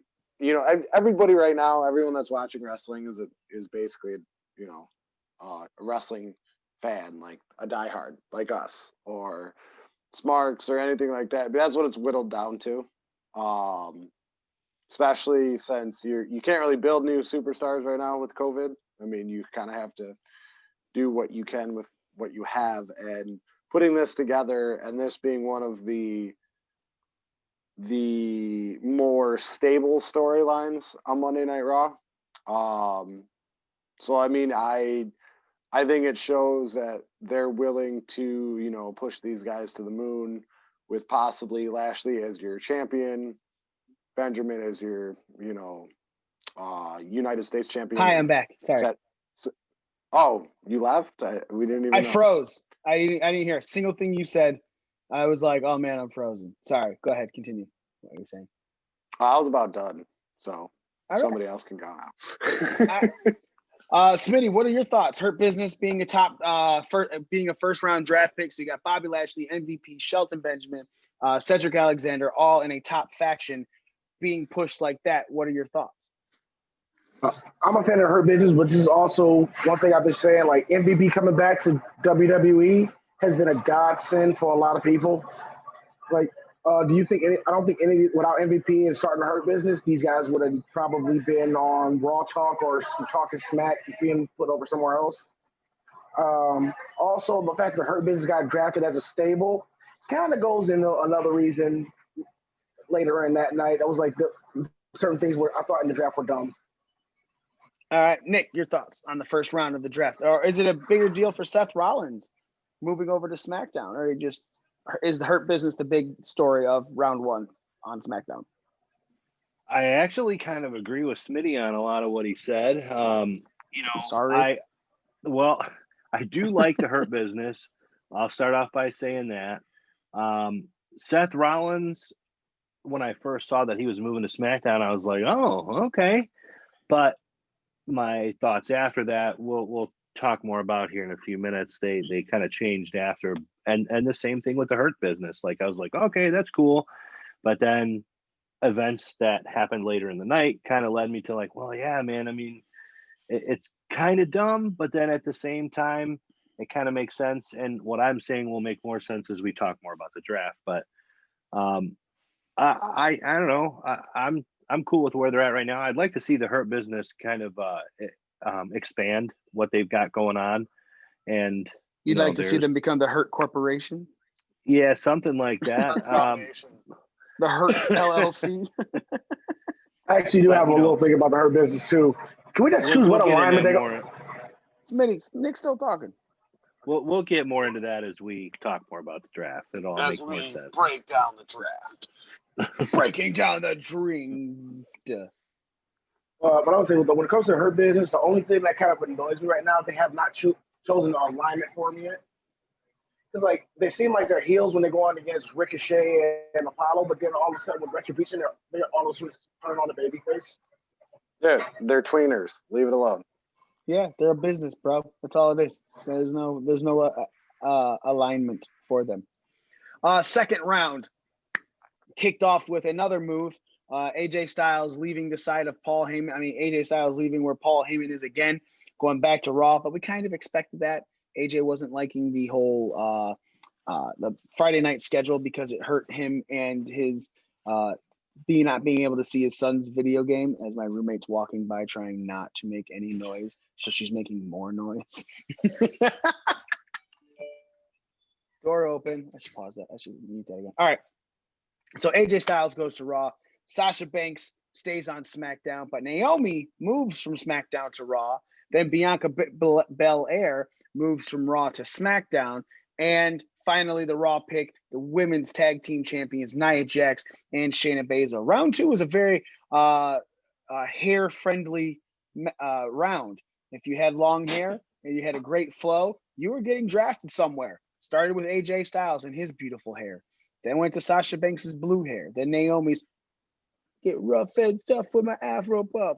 Then Bianca Belair's pigtail. And then Nia Jax's colorful hair and Shayna Baszler's mouthpiece. Forehead. Shayna Baszler's forehead. Yes, Sharon Corbin and Nia Jax. Nick, kick this one off, man. What were your thoughts for round 2? I'm liking the fact that AJ is going back to Raw. I don't know. I mean, he was cool on SmackDown, but I hope that he kind of helps Raw's situation get a little better, because right now it's just in the dog shitter. Is Mikey frozen again? Nope. Okay. This goes back to what I was saying about the Hurt Business with Naomi and or Bianca Belair. I like the idea of a woman going into the Hurt Business. I like Naomi better in the Hurt Business than I do Bianca Belair, because I think Bianca Belair is a star. She doesn't need anybody's help. But Naomi isn't doing shit right now. She hasn't been doing shit in the last few months. So put her in the Hurt Business, and I think that's a good move. So did I miss something? Did they say that was actually happening? No. Somebody had mentioned it in one of the Facebook groups, and I was like, oh, that's actually kind of a cool idea. So, all right. Z. Actually, Smitty, you look like you have a free moment, and you're the one cooking. So, yeah. So actually, what Nick said about Naomi and joining her business, that's a great idea. But my thought process is, once again, the internet community has spoken lately about they want more from Naomi, and maybe a move to Raw is just the first start she needs to actually have a push as a singles competitor. The singles push she kind of started to get before she got hurt on SmackDown. Z. I was gonna say the exact same shit that Nick said. But if you're not putting Naomi in the Hurt Business, it's nice to have fresh veteran talent that can go up against Asuka, and possibly, like you could build Naomi where she would actually look like a threat to taking Asuka's belt. So it's not just these, like, not like the matches with Zelina Vega where you're like, okay, this is going to be a good match, but we know who's going to win. You could build up Naomi to where they go into their match and you start to think Asuka will win, but as the match goes on, you're like, oh, wait a minute, like maybe they will put the strap on Naomi. So, I mean, you could go either way with her, and I mean, that makes it a great pick because it's so versatile that they could do a lot of different things with her over there on Raw, especially with that extra hour. So it's a good move. All right. I think the biggest thing about round 2 was the Bianca Belair draft. Going to SmackDown, because the minute that happened, you know that WWE, if somebody is married, they try to keep them together on the same show. So it's not like so they could travel together, they could still be together. It's not like it's going to hurt their relationship. So the minute Bianca Belair was drafted to SmackDown, I said, oh, all right, well, what about Tez and Dawkins? Now, my first thought is maybe they're going to go and be viable contenders because they had already done something with Shinsuke and Cesaro before this. And so you're thinking maybe they're going to maybe they'll get drafted tonight. Maybe they won't. Maybe they'll drop the belts on Raw and, get drafted post dropping the belts. Similar to what was happening later in the night, which we'll talk about. But I thought that was the most significant one because obviously it foreshadows something that's definitely going to happen, right? Like you saw the minute that happened is you're like, okay, the Street Profits are going to SmackDown because they're not breaking the Street Profits up. It's too good of a team. Hell, they have them doing NASCAR shit right now. Let's go to round 3. Round 3 is all about fun, I guess. No, I don't know. There's no real theme to this one. Like round 4 is all about splits. Round 3 is about, let's do this. Ricochet stays on Raw. Jey Uso stays on SmackDown. Mandy Rose stays on Raw. Rey Mysterio and Dominic Mysterio get drafted to SmackDown. And then The Miz and Morrison go Raw. Nick, you said yourself, what? No, I was going to go into it, but never mind. Go ahead, Nick, you said earlier you were talking about how things later, when they were happening, made your Seth Rollins thought process change? I'm assuming this is the round that did that. Yeah, because the fact that Ray and Dominic are going over to SmackDown just lets me know that storyline is going to continue. And Seth had made a few comments earlier in the night once he found out he was going to SmackDown that I don't remember exactly what he said, but kind of insinuated that, he was just like, okay, fuck them. They're over here and I'm over here. But it just kind of, I don't know, that's boring to me. I mean, I don't know. I'm not a big fan of that whole storyline. I think it's, at this point, it's been going on for way too fucking long. I'm like, okay, Seth's going over to SmackDown. All right, so now we can have a little bit of a fresh start with that. And now Ray and his son are going to SmackDown. It's like, fuck, they are going to continue this. Son of a bitch. It gets better. Just wait till late round 6. Obviously. Z, you were about to say something with this. All right, first of all, I don't understand why Dominic and Ray were drafted together. Now, if it was Dominic and Humberto Carrillo, who have actually been kind of like a tag team, Smitty, put yourself on mute, then that would make more sense to me. Or if you originally have Ray, is Ray now a manager? Is Ray not a wrestling talent, but he's managing his son? You know what I mean? It doesn't make sense why they would be drafted together. Because they're not even an official tag team. They are just father and son, but two separate talents. But they do it all. Right. We're father and son. Give us a call. So, I mean, I unlike Nick, I love this storyline. I love the layers and layers they keep adding to it. Now, don't get me wrong. There have been some weeks where I've been like, where the fuck are they going with this? But each week they do a better job of adding a new layer to this story, and it keeps people invested. I'm intrigued to see where it goes. We all thought it was going to be Ray turning on Dominic or Dominic turning on Ray, but now you have this whole other element of his 19-year-old daughter who's having this feelings for Murphy. This is real shit. This is, real. I mean, Nick and Mikey, you both have daughters. Your daughter starts going out with an asshole, and you know what I mean? This is something you guys could relate to, in a few years, obviously. But they're doing storylines that are relatable to the average human, which is how you draw people in. So I don't think it's been too long. I think they do need to wrap it up within the next month or two, or maybe at Survivor Series. But I don't think it's gone on too long yet. It hasn't gotten boring, and they keep adding different layers to it to keep it fresh. What do you think they could do bringing it all to SmackDown that hasn't been done on Raw? Where are you hoping it goes? Where do I think you're going to finally see... Well, I mean, to answer this, I have to give away a later pick. Is that okay? Sure. They had a round that wasn't on TV after SmackDown where Buddy Murphy was drafted to SmackDown. So now I think you're going to see it kind of Romeo and Juliet, guys, Montagues and Capulets. You're going to probably see Ray's daughter dissect,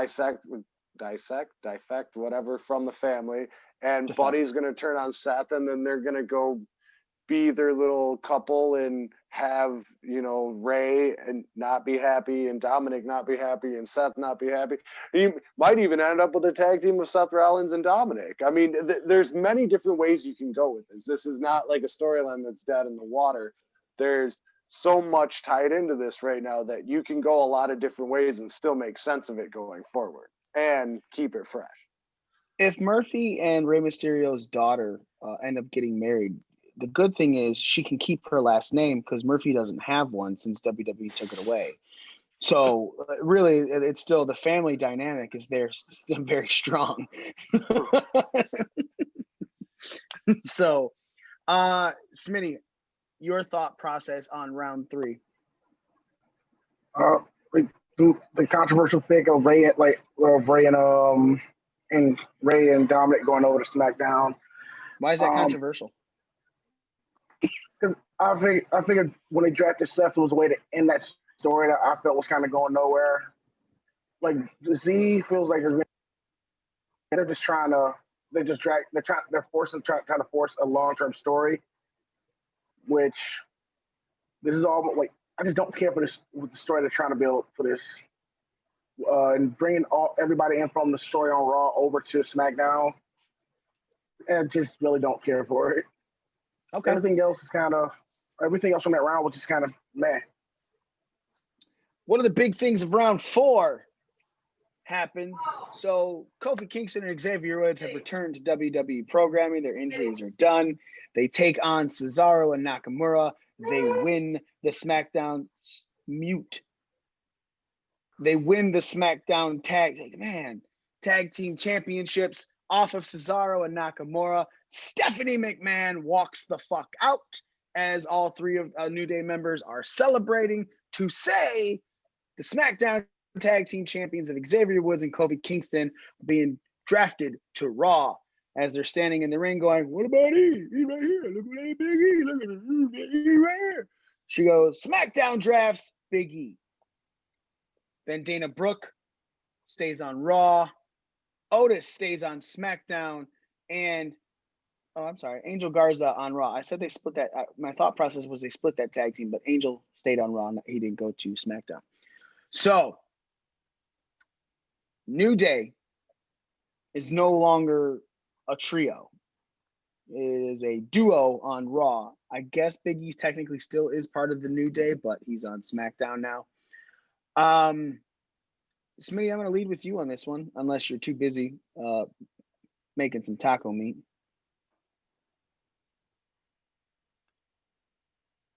Wonder if you know that you're on mute still. I think he's frozen. I think he's in a cooler, so it fucked his connection up. So we're going to start with Nick.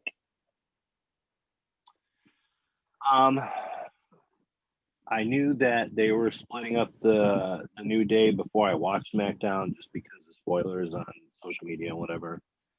But as I watched, so you didn't watch it live? You didn't watch it live? No. I watched it last night. When you see Saturday Big E, when you see Big E throughout the night, especially after his fantastic Falls Count Anywhere match with Sheamus, by the way, that was great. He just had a demeanor about him that, and maybe it was just in my head, but he had a demeanor that he kind of knew something bad was going to happen. And I don't know if maybe that was his real feelings kind of showing up, because when it actually happened and he was in the ring, I felt like his reaction was super genuine. I imagine it would be. I mean, you have this brotherhood with the New Day that's been going on for years now, and it's been such a dominating force in wrestling. I mean, not just WWE, but everywhere. And now it's getting broken up. I honestly, I felt bad for him, Mm-hmm. I don't know. I think it's inevitable. We all kind of been talking about it for quite some time now that it was eventually going to happen. So I think it's a good thing. I think it's a bad thing. And the good thing is I'm interested to see what they do with Big E's character. I think he can be a really dominant force as a singles competitor. So it's interesting. It's sad, but it's interesting. I will say I agree. When they split it up, my first thought was, okay, I get it. Big E is someone that we have all said that they can put money behind, that Big E should have a run, a major run, whether it be the Intercontinental title, maybe finally be a WWE champion, a Universal champion, whatever. Obviously, we know he's not touching that Universal title for a little bit. So it's kind of all right. I feel like this. A lot of people are really pissed off that they didn't do some type of storyline like they just did. Why didn't the New Day get drafted as a full trio? Why do they only take? Well, because they have said many times that in any of the drafts, and many of the times New Day's been teased to be picked separately before as well. With like, somebody can get drafted. You could draft pieces of a team. You don't have to take the whole thing. So when everyone was like, I don't understand why they didn't draft him the same and then do a trade or something for Big E. Well, in every draft we've ever talked about, there's always been talk that teams could be split and broken up, that factions, you could take pieces of a faction and not take the other one. So I don't understand that argument about this. Like, I think the best way to have done it is this, because then if you're trying to do some sort of trade or anything like that, it kind of like convolutes it. It makes it look dumb. We've all said that some of these trades already look ridiculous. Oh, Alexa Bliss and Nikki Cross traded for superstar to be named later. And then fucking Apollo Crews shows up 5-8 months down the line, right? Like, what? Why? Oh, this is that person, the to be named later. I didn't realize that named later is that long, right? So I'm okay with the way this draft happened, the split of them. Smitty is not. Smitty is very angry. Smitty, do you have a moment to talk? Yeah, I got a quick moment. So yeah, I'm upset. I'm upset because, like I told you last night, one of the few consistent within WWE's tag team stable division with over the last 10 years, the two things that have been stable, no matter what, have been the New Day and the Usos. We don't have the Usos. You technically don't have the trio of the New Day. But you still have the New Day. You don't have the Usos because one of them's injured. Yeah, but you let me finish getting to the point here. No, that's and then even during the talking smack thing, when they said they had more draft picks, you broke up another team. WWE has no real solid tag team. Like they have Kofi and Xavier Woods, and you have the Street Profits. Outside of that, what active team do you have in WWE at this point? Since when is WWE about tag teams though? Why are you upset about something that WWE has never given a fuck about? Because I care about tag team wrestling. Yeah, but then watch AEW. Yeah, because you're not getting that in WWE. Number one, you didn't break up the New Day. You just took Big E out of it and put him on a separate show. The Usos are separated because one of them's injured. You're talking about the later draft picks, which we could talk about. Tucker went over to Raw, and Otis is still on SmackDown. Heavy Machinery wasn't really doing shit anyway. It's more about Otis and Mandy Rose. I'm more upset that Mandy Rose. Yeah, but I'm saying I'm more upset that they took away that dynamic, not the tag team dynamic. They're not doing shit with the tag team. So if you're not doing anything, what's the purpose of keeping it? Buzzy. And they're your SmackDown tag champions, so they got to be on SmackDown at least one more fucking time, or maybe they'll lose them at a pay-per-view, or they wrestle the Street Profits and combine the two, and now the New Day is the undisputed champions and can go to either show, so you're still not exactly breaking them up. You're just giving Big E a singles push. I didn't mind it at all, and I'm glad Nick talked about it because that match with Sheamus was fucking phenomenal. And oh my god, what a fucking concept! A Falls Count Anywhere match that doesn't end in the fucking ring. Who knew? Oh my god, you telling me that someone had to fall anywhere?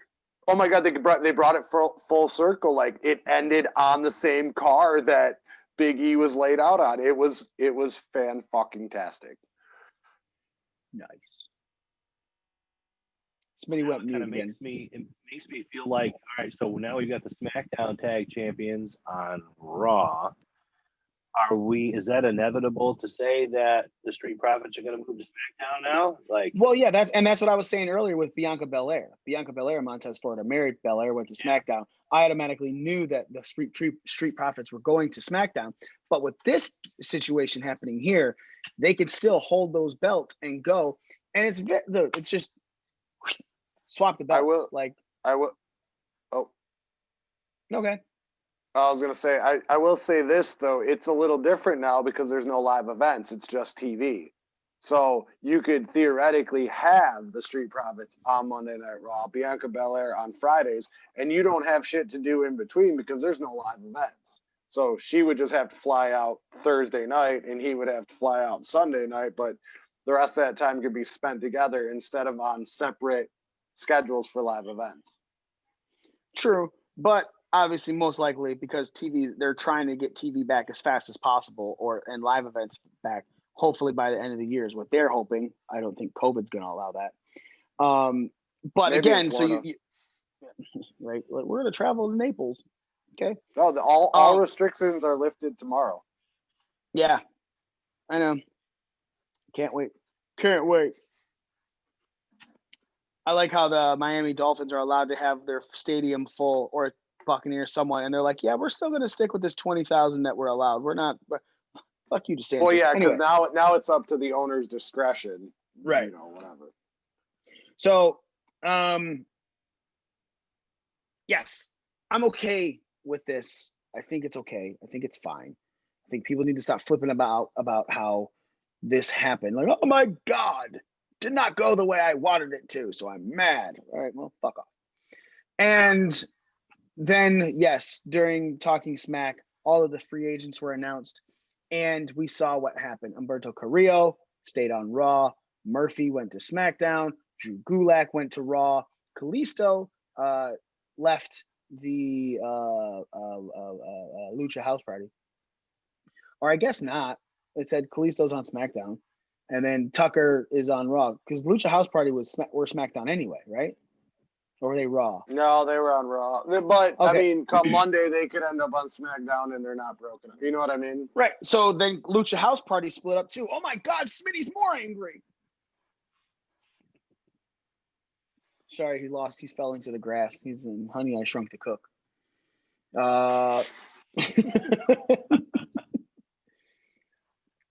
Overall, draft expectations. What are you thinking is going to happen? Give me something big that you are assuming might happen, Z, on Raw. Charlotte Flair to SmackDown. Yeah. I mean, I really don't know. Or Luke Gallows came back in the form of Lars Sullivan too, and he'll be added to the draft pool Monday.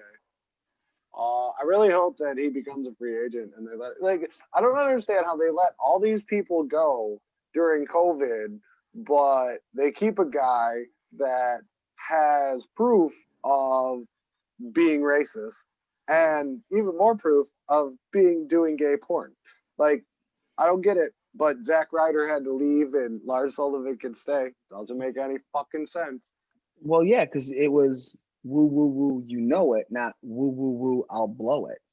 Duh. Yeah, I get it. But, Austin Theory and a 13-year-old Dream and his bullshit. Like, I don't like the fact that they're overlooking all this shit.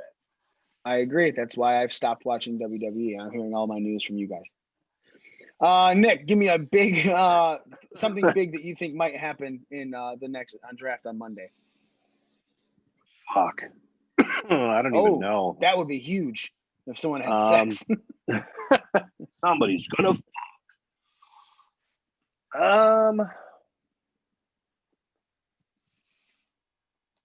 I think you could see Shinsuke Nakamura and Cesaro split up. Maybe bring Shinsuke over to Raw. Another tag team splitting? Smitty's gonna be mad.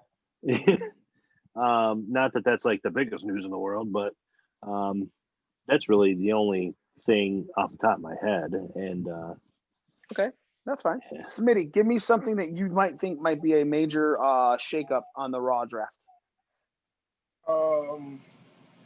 I think the mid-card titles may switch shows possibly, and Street Profits will probably go over to SmackDown. I'm sorry, did you say the mid-card titles are going to switch? Not mid-card. They've already been drafted? Well, Sami Zayn has it, but I think we may get a little bit of controversy with Sami Zayn may end up on Raw, and the Street Profits end up on SmackDown. And it starts a whole weird story going into Survivor Series. That leads into Survivor Series.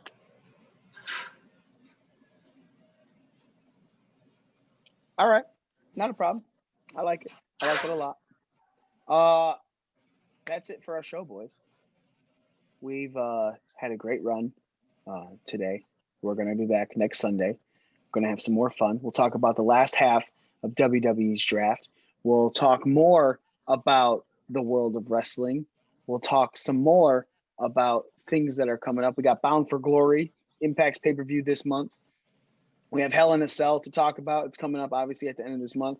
More build to both of those. We're going to get into all that next week. Make sure you go to breakingdownthering.com, pick yourself up some of our merch. We got great hats. We have charities where if you buy one of the shirts from our charity thing, it donates 100% of the profits to a specific charity. So go to breakingdownthering.com, check that out. Follow us on all of our social media at BDRcast, and we are your ring crew.